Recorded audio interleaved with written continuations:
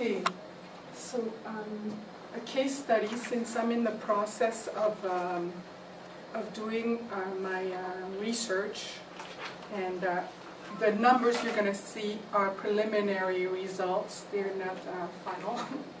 And I also want to say that I have French examples in the PowerPoint.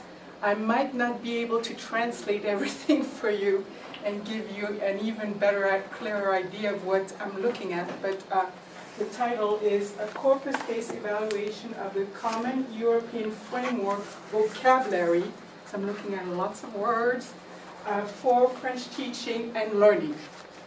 Okay? So this little adventure started in this place, which happens to be my hometown, the place where I was born, and you see these rivers. This river flows all the way to the Rhine River that goes all the way to the Baltic Sea, and if you can go all the way to the Mediterranean or even to the Atlantic using all these rivers. And why do I say that? It's because that town is called Strasbourg, like the crossroads, and that's also a place that headquarters some of the key institutions of the Council of Europe, the Language Policy Division. And here you have the European Parliament, and here's that river again that flows into the Rhine. Here is the Council of some of the buildings of the Council of Europe, here again, and here's the International Institute for Human Rights. They're all housed in Strasbourg.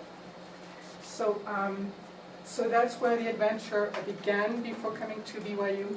I had the opportunity to work in the education system, the secondary education system, and I witnessed something happening. So the context, there was an effort to standardize language teaching and learning to assess language learning in Europe and make it comparable. And to do so, production of task-based vocabulary profiles for all European languages. So like lists of words by proficiency level, and an implementation of the language policy in these different countries, mainly in the secondary education system and in higher education, to allow equivalences and the flow of ideas and people from one country to another. For example, with programs like Erasmus, where students, higher education students can go study in Germany, French students in Germany, and so forth, all over Europe, if there are specialties that they're going to be able to pick up better in Germany, for example, if they're French, and so forth. So to encourage all this flow of ideas. But of course, you've got to be up to it linguistically. Because if you're going to study in Germany, you're going to have to follow the classes in German. If you're going to study in France, you're going to be able to, you have to know that you're going to be able to follow these classes in French. So, so they've developed these portfolios of languages where students can self-assess if they're able to perform certain tasks by level, and passports to also document how far they are with each European language. So that's the context. So they can get to a certain level in a language and then get a certification for that? Right. That's what they're trying to accomplish. And test developers also focusing on developing their tests according to the levels that have been outlined by the Council of Europe Language Policy Division. Sounds like a badge system. So here we go. I'm not expecting you to read any of this, but that's what's in the portfolio. So it shows you, here are all the levels, A meaning the beginning, and so on, progressively to, like native-like proficiency. Yes? So the sole measure of achievement of a language level, is that just the vocabulary? No, but vocabulary is, a key ingredient to this, because there's self-assessment in listening, reading, speaking, writing, and descriptions of, what the proficiency should be like. But these descriptions have been supplemented by lists of vocabulary that are referential to, each of these proficiency areas. Okay? Yes? Can the language be operational without vocabulary? You answer the question. No, you are the I don't think so. You are the expert, so I'm just following up her question. Can the language be operational without a vocabulary? A vocabulary? Well, I would say no. That's my quick answer. Well, you're operational. You're going to be operational in different contexts depending on your vocabulary. The syntax, the grammar spans across every context, but the contexts in and of themselves require their own grammar. And that's the difficulty with assessing language in any way, shape, or form. Because in order to determine somebody who's really proficient throughout the language, you have to interview them for a week. Right. Now, these 5 areas of competence, Yeah. and then the levels of competence. Yeah. Could you give us an example of what is in each box, maybe? I can write a short, simple postcards, sending holiday greetings. I can tell, these descriptions are task-based. I'm going to expand on this a little more. I can't, be too detailed about everything, but they're task-based. So the vocabulary that was picked was based on the tasks and notions, and I'll show you later. So I'll move on. But it gives you an idea of the context. Here, it applies also to teachers. That's one rubric that I was asked to use to assess my students in middle school. And again, you have the levels, and you have the different areas, and that's for oral production. So there are rubrics for each areas of linguistic skills and rubrics and so forth. And here you decide whether you're going to move the students to the next proficiency level based on these rubrics and these descriptions. And I'm looking at the vocabulary that's attached to all of this. Okay? So here's the quick overview of what I've prepared and wanted to show you. So some of the main questions that I was asking myself were does the vocabulary that's presented at all these levels prepare students of French to read, write, and speak French, at these levels? And does it actually prepare them to function adequately in advanced studies if they go to France for higher education, or if they have professional activities with their French colleagues, etc. So that's what I wanted to find out. And I operationalized that question into a research question. To what extent do the French types and lemmas, I'm going to define that, contained in the European French vocabulary profiles overlap with the most frequent types and lemmas of a recent French dictionary, frequency dictionary, and a large-scale French newswire corpus, enormous.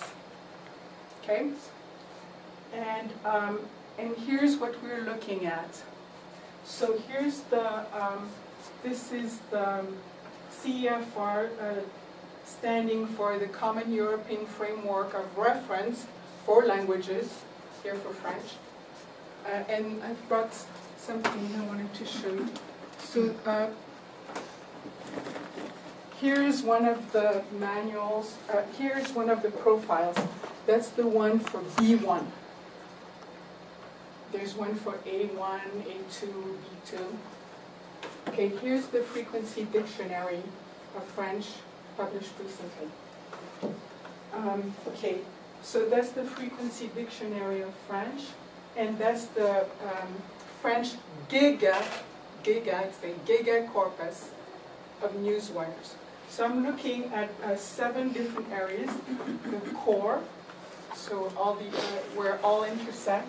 I'm looking at the intersection of these two, and then what's unique and no overlap, as you see. Okay. So my unit of analysis is either the type, or they're both the type and the lemma, and I'm going to do descriptive analysis overall by proficiency level, by frequency ranking, by register, spoken and written, and then rank order correlations, and analyzing the discrepancies by proficiency level, okay, using all these tools. Yes? Sorry, I probably missed this, but who did you say created the language profile for the Common European Framework? They are language pedagogue experts that were commissioned by the Council of Europe, the Language Policy Division. They represent all the governments of Europe, the Council of Europe. So they have experts that work on the English language, experts that work on Italian, Spanish, all the European languages, and produce similar volumes as a reference for users, teachers, learners, test developers, etc., etc. Okay. So the rationale behind all this is that learners and teachers need to focus first on vocabulary they're most likely to encounter in real life usage. So the reason why I would want to look at most frequent words, for example.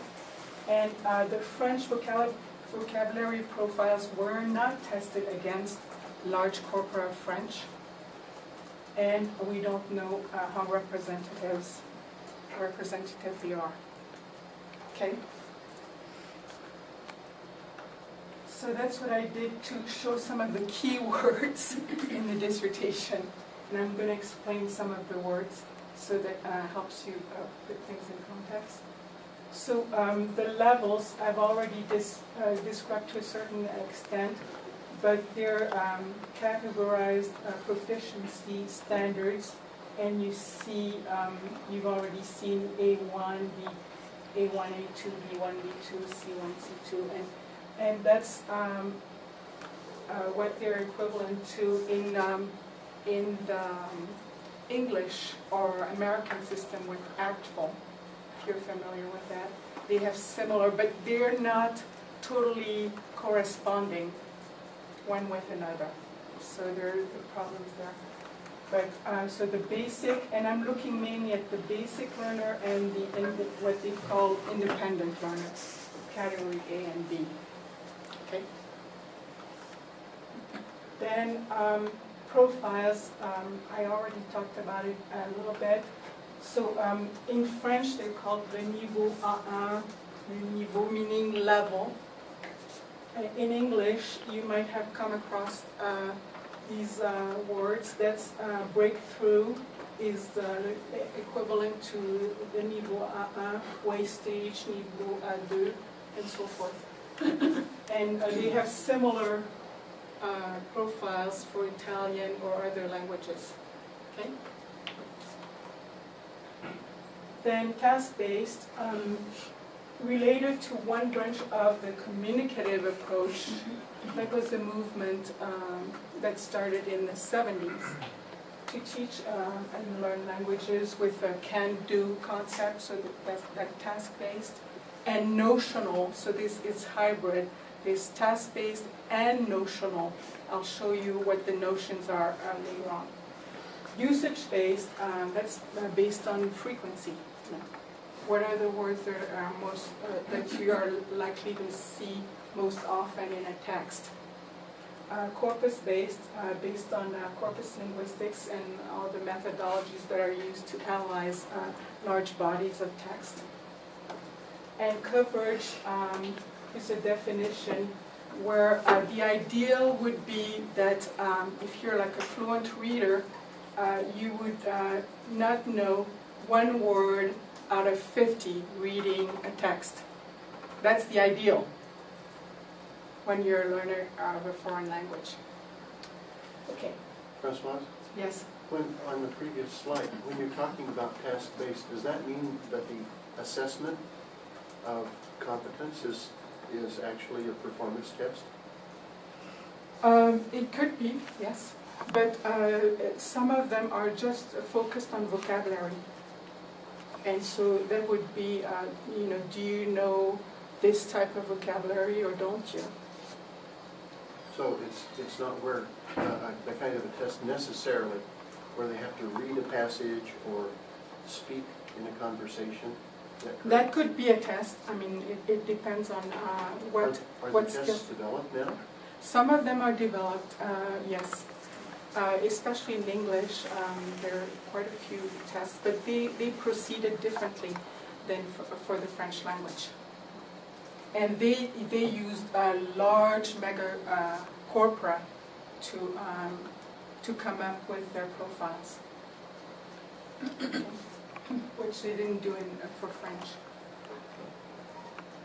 Okay, so here to further explain what a lemma is, it's base word representing all inflections by part of speech. So, for example, in English, work, okay, the verb work has all these inflections. So that's so the lemma would be work. So when you count, that's important for counting, because when you count, you only count that, but it implies all of this. And so in French, travailler, which is the translation, would have all these inflections. So when you count, see the implications. So ratio of 42 to 5. So that has lots of ramifications right there. So it's very graphic right here. It's crowded, but it's quite graphic. Yeah. I'm not sure if I necessarily agree with that comparison of 42 to 5, because in some ways these inflections of the lemma are applications of rules. In English, to make a verb past tense, typically we add ed to the end. So you don't need to memorize worked. And in French, the same thing. You have 6 basic conjugations in each tense. Yeah. And so you don't have to memorize travailler and travailler. You can actually, you're just applying the rule to that. Well, not necessarily, because there are irregular forms, etc., etc. So you can't assume that knowing this word, you will know everything else. You can't assume that knowing this word or this word, you will know all the other words that are attached to it. And so that's something to consider. And then for type, so it's an individual spelling of a unique string of characters separated by punctuation. I'm only looking at single word units. I'm not looking at compounds and things like that. So in English, you'd have all these words related to work, and even more maybe. So these are 10 types. And then in French, you would have all these words related to this word, which would be inflections and derivations. Right, so that adds to the count. And to the learning you might have to do of French words. So here is another slide that shows what kind of research has been done to see how many lemmas. I guess you would know by the type of counts you have here that it's not types, it's lemmas. And that was in Britain.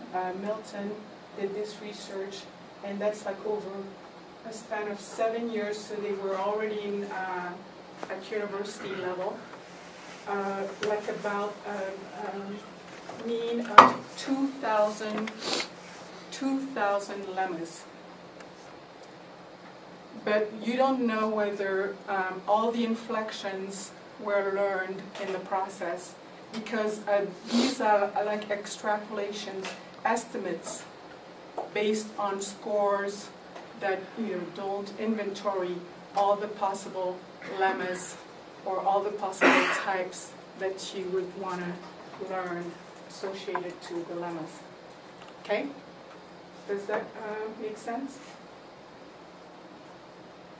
And there's also lots of differences between the counts that some researchers give and the counts that other researchers give, and also differences between languages, like that's English, that's French, that's Spanish, and by level.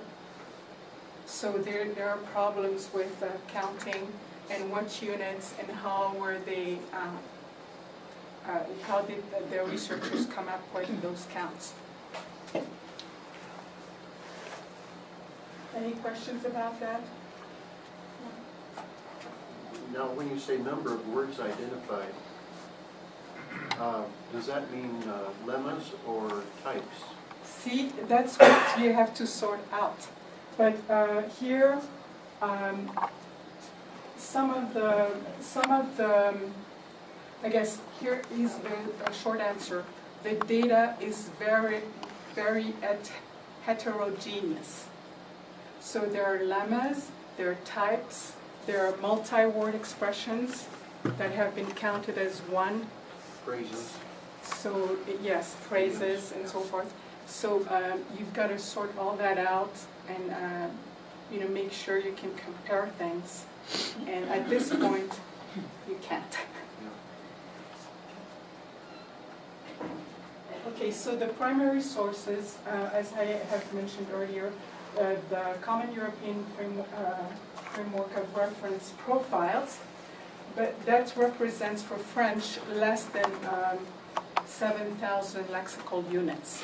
However, as I said, it could be types, lemmas, multi-word expressions, and so forth. Then the frequency dictionary, the corpus, the initial corpus was 23 million words. But they've been reduced to the 5,000 most frequent words with frequencies and other coefficient that you can see in the dictionary. And then the French gigaword corpus, that's close to 1 billion words in its third edition.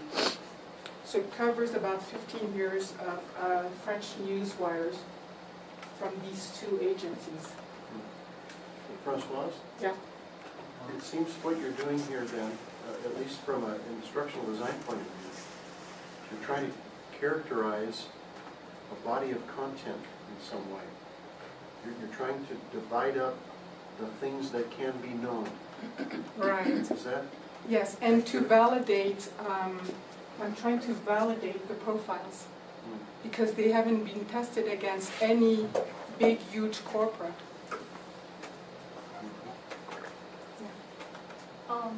I wonder why you use the newswire text, because as far as I know, the content of the news is more geared toward the advanced learners. and the vocabulary is more advanced, the grammar is more advanced. And I feel like it's not, I guess, if you think about learning a foreign language and being able to understand and use is very difficult. You have to reach a certain level, at least intermediate. So I wonder why you...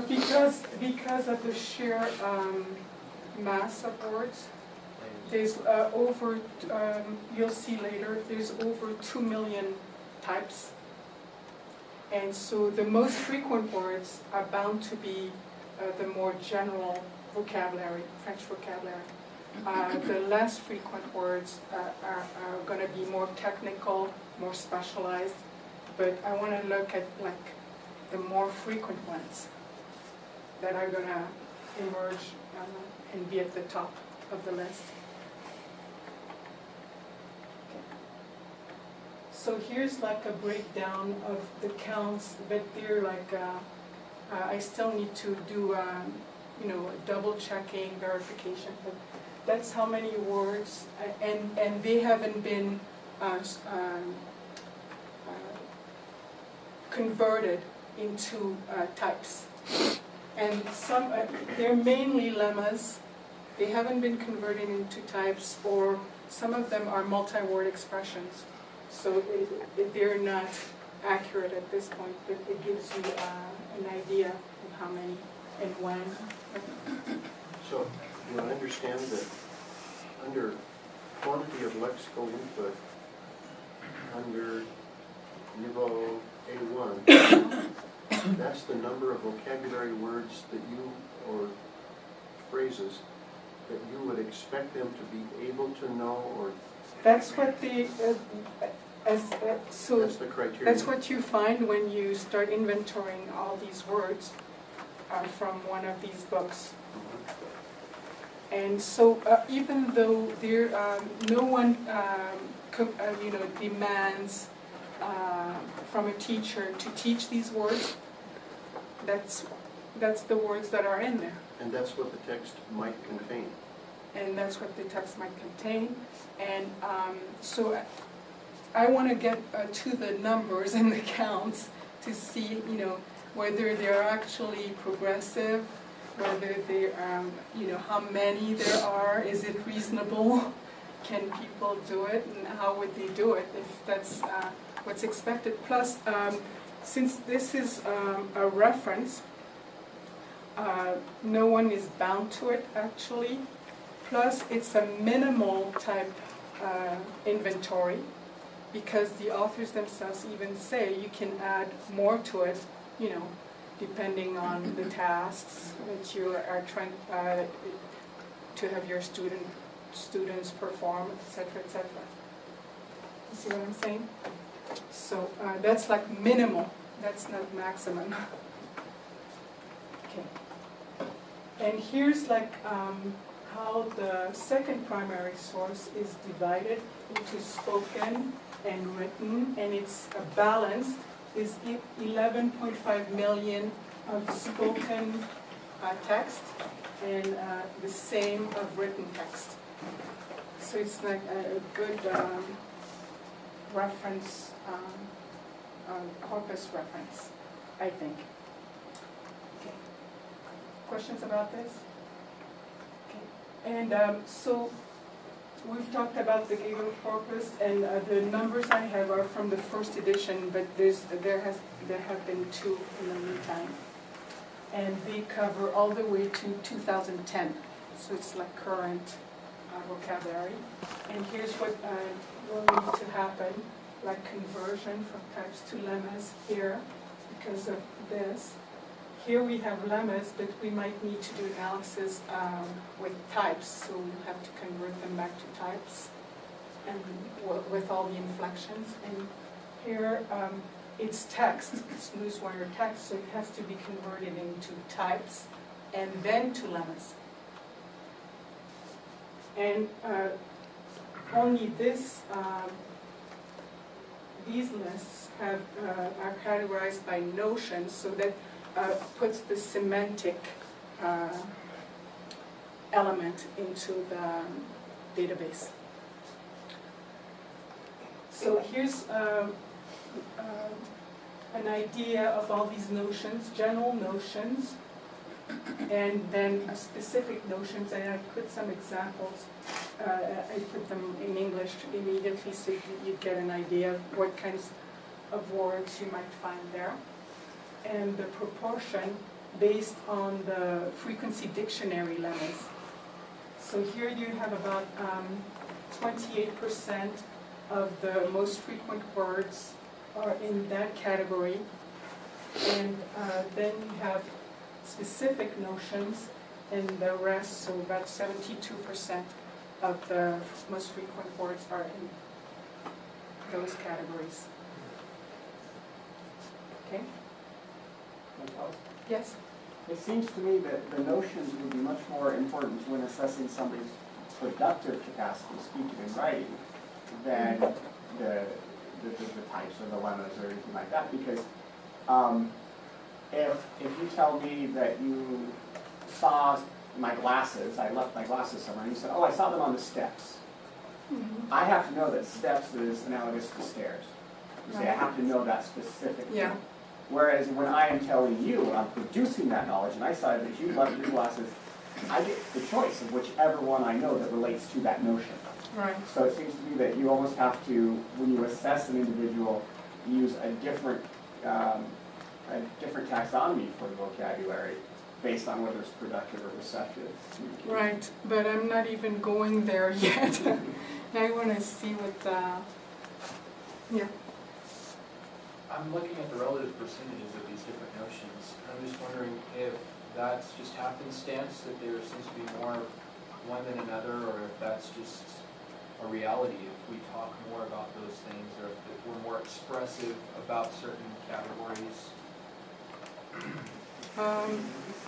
See, the didactic experts that came up with notions have relied on, what's been traditionally done, what's been traditionally taught, what learners have been able to come up with in terms of vocabulary that they've used and to perform certain tasks.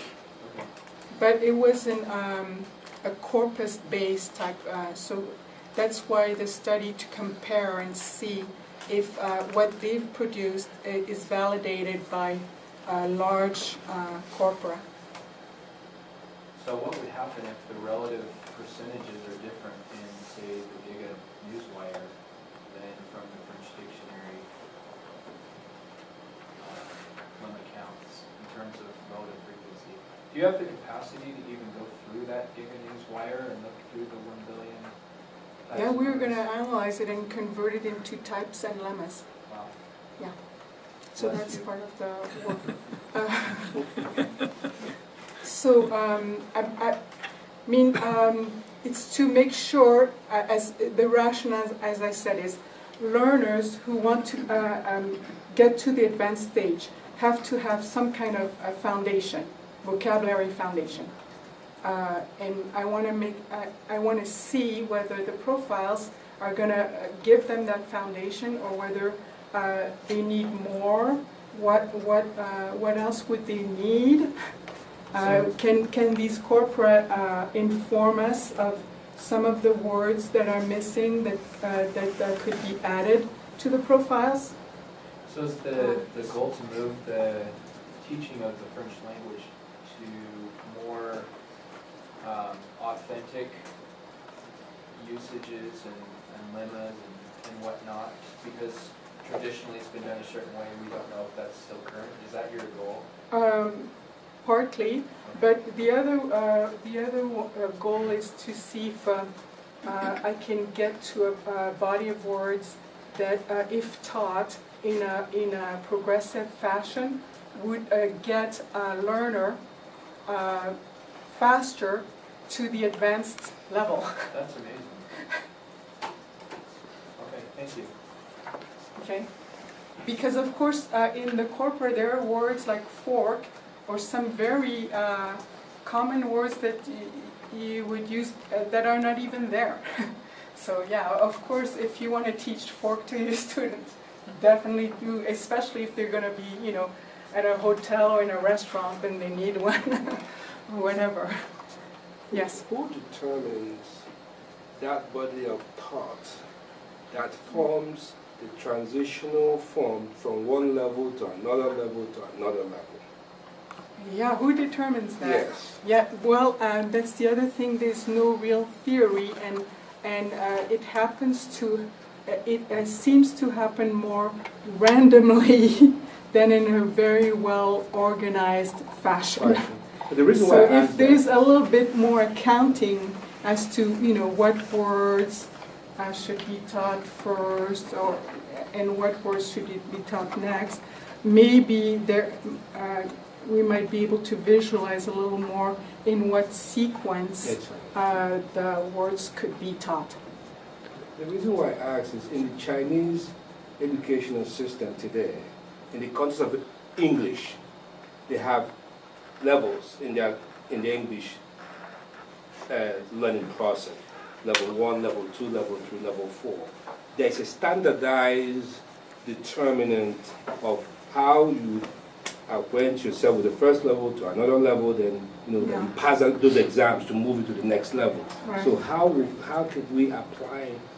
Is it applicable to this system? That's what I'm saying. I'm not sure I understand everything you said, but So, I think he's asking, will your analysis talk about the progressions at each level? yes, because it will attempt to do so, because I'm going to be looking at overlap by proficiency level also, by register, by frequency. So it should get at that. And What's more interesting is that specifically, it's not like a skill that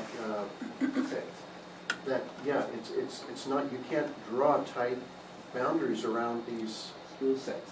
skill sets. exactly. And it is progressive, and so Right. what you're doing will help to organize the progressions Right. in skill. That's very interesting. Yeah, because even for testing, you know, what do you test if you don't know what vocabulary to test on, for example?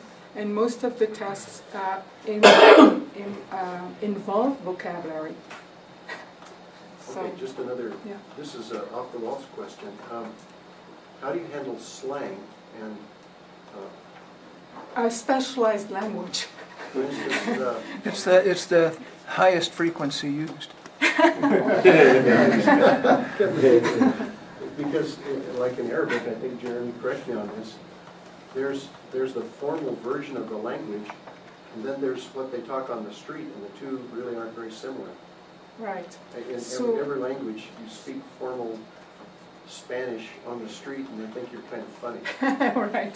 So I categorize it as specialized language that you can learn. You know, you can have a special course on slang, the Paris slang, the Marseille slang, the Montreal slang, whatever, you know, French we're talking about, and a regional type area, because you would have to account for that too. Yes.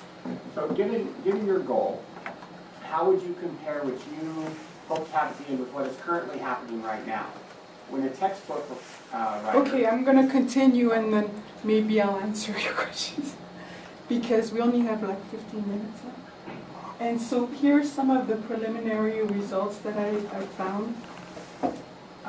So you see this monstrous number of types. So these are types now.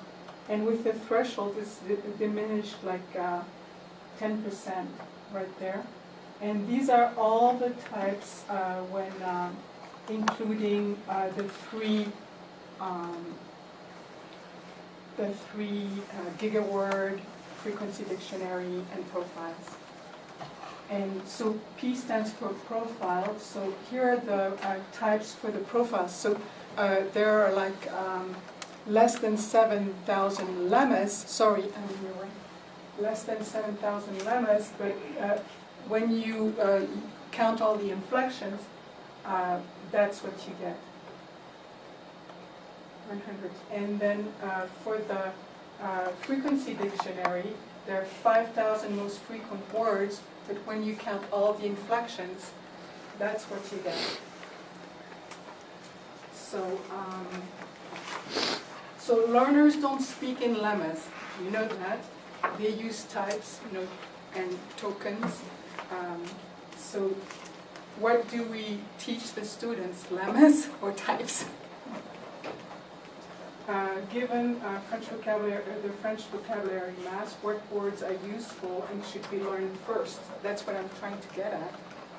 And what lemmas and types should teachers teach first? And here now we are going to look at the overlap. So for the proficiency versus the frequency dictionary, you see the overlap. So that's the frequency dictionary, and that's all the profile. So you see there's an overlap. So what's in the profile but not in the dictionary would be the green area right there. And you have some examples. So all the types of the frequency dictionary are almost in the profiles, but there's lots of words in the profiles that are not the most frequent words. Okay. So I'm going to go quickly through this because that's what I'm going to be doing over the next weeks. So here's the overlap of the proficiency of the profile versus the frequency. Oh, I showed you that. Okay, now here's the overlap of the profiles versus the gigaword corpus. So that's all the types for the overlap right there. And what's in the profiles but not in gigaword is right here, and here are some examples. And the comparison shows words teachers think should be taught, but that end up not being used, like the passé composé, some older forms that you see in the Book of Mormon, but that no one ever uses in oral language, so just things of that nature. So that's what you see. Here the overlap of the giga word versus the frequency dictionary. So that's the overlap right here. What's in the frequency dictionary but not in gigaword, this is that many types, and here are some examples. So the frequency dictionary says they're important words, however, they can't be found in gigaword. So what do you do with that? So I'm going to try to see what the logic behind that is. And here's the core.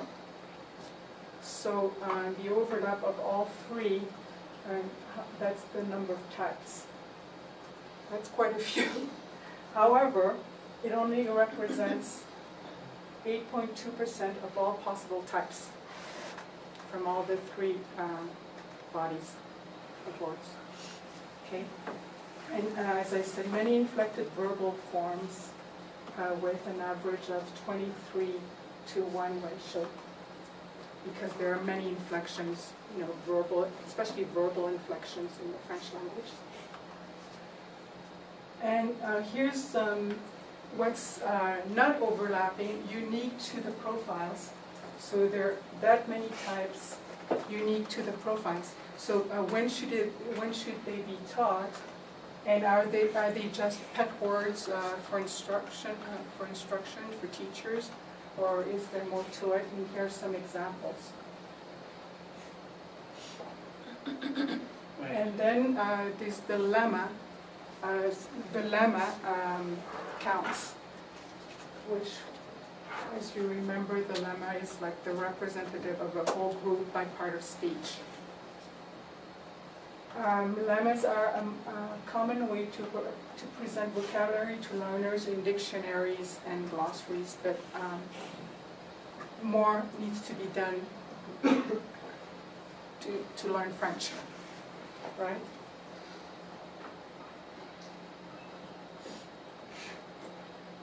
So here's the overlap of the profiles, lemmas versus the giga word types. So after lemmatizations, we still end up with a good amount of words not used in giga words. So they're not necessarily the most frequent words that you could be using. And they could represent quite a number. See, these are lemmas, 545 lemmas. They could represent a whole year of instruction. Right? There again, the overlap between the profiles and the frequency dictionary we've already seen, and it's almost totally overlapping, so it's validating the profiles. However, there are all these words there that are not included in the most frequent words. Okay? So these words are above. These words here are above the dictionary of 5,000's ranking. So when should they be taught? That's some of the, these are some of the questions I'm asking myself and I'm trying to answer. And here's the core overlap for lemmas. So it's pretty good. It's almost all the frequency dictionary, 5,000 words.